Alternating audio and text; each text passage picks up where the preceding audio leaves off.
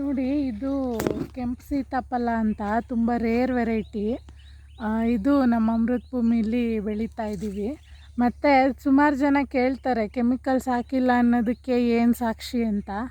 ಈ ಥರ ನೋಡಿ, ಈಗ ಕೆಂಜ್ಗ ಗೂಡು ಕಟ್ಟಿದೆ ಇಲ್ಲಿ. ಈ ಥರ ಸುಮಾರು ಪಕ್ಷಿಗಳು ಗೂಡು ಕಟ್ಟುತ್ತೆ, ಜೇನು ಗೂಡು ಕಟ್ಟುತ್ತೆ. ಸೊ ಇದೇ ಸಾಕ್ಷಿ, ಕೆಮಿಕಲ್ಸ್ ಯಾವುದು ಬಳಸಿಲ್ಲ ಅನ್ನೋದಕ್ಕೆ ಈ ಸಣ್ಣ ಪುಟ್ಟ ಕೀಟಗಳು, ಸಣ್ಣ ಪುಟ್ಟ ಪ್ರಾಣಿಗಳೇ ಸಾಕ್ಷಿ. ನೋಡಿ, ಇಲ್ಲಿ ಗೂಡು ಕಟ್ಕೊಂಡು ಮನೇನೂ ಮಾಡ್ಕೊಂಡಿದ್ದಾವೆ. ನಾವು ಒಂದು ಸಣ್ಣ ಕೆಮಿಕಲ್ ಬಳಸಿದ್ರೂ ಸಹ ಇದು ಯಾವುದೂ ಇರಲ್ಲ. ಇದೊಂದು ಇಂಡಿಕೇಶನ್ನು ನೈಸರ್ಗಿಕ ಅನ್ನೋದಕ್ಕೆ. ಇದೇ ಒಂದು ಇಂಡಿಕೇಶನ್ನು. ನಾವು ಒಂದನ್ನು ಮಾತ್ರ ತೋರಿಸೋದಲ್ಲ, ಇಲ್ಲೂ ಕೂಡ ಇದೆ. ಇಲ್ಲಿದೆ, ಇಡೀ ಮರ ಇದೆ, ಒಂದಷ್ಟು ಅದೇ ಇಲ್ಲೇ ಇದೆ.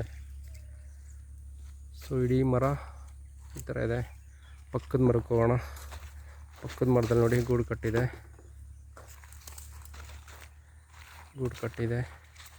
ಇರುವೆಯಲ್ಲಿ ಬೇಟೆ ಆಡ್ತಾ ಇದೆ. ತುಂಬ ಚೆನ್ನಾಗಿ ಬಂದಿದೆ. ವಾವ್,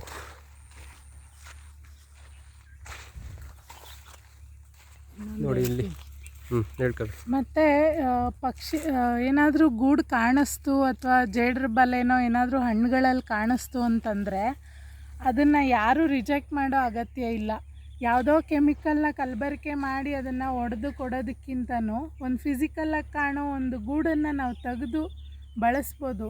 ಅದು ರೇರಾಗಿ ಬಾಳೆಗೊನೆ ಇಂಥದ್ರಲ್ಲಿ ಕಾಣುತ್ತೆ, ಒಳಗೆ ಕಟ್ಕೊಂಡಿರುತ್ತೆ. ಇದೆಲ್ಲ ನಾವು ಹಾರ್ವೆಸ್ಟ್ ಮಾಡುವಾಗಲೇ ಕ್ಲೀನ್ ಮಾಡಿಬಿಡ್ತೀವಿ.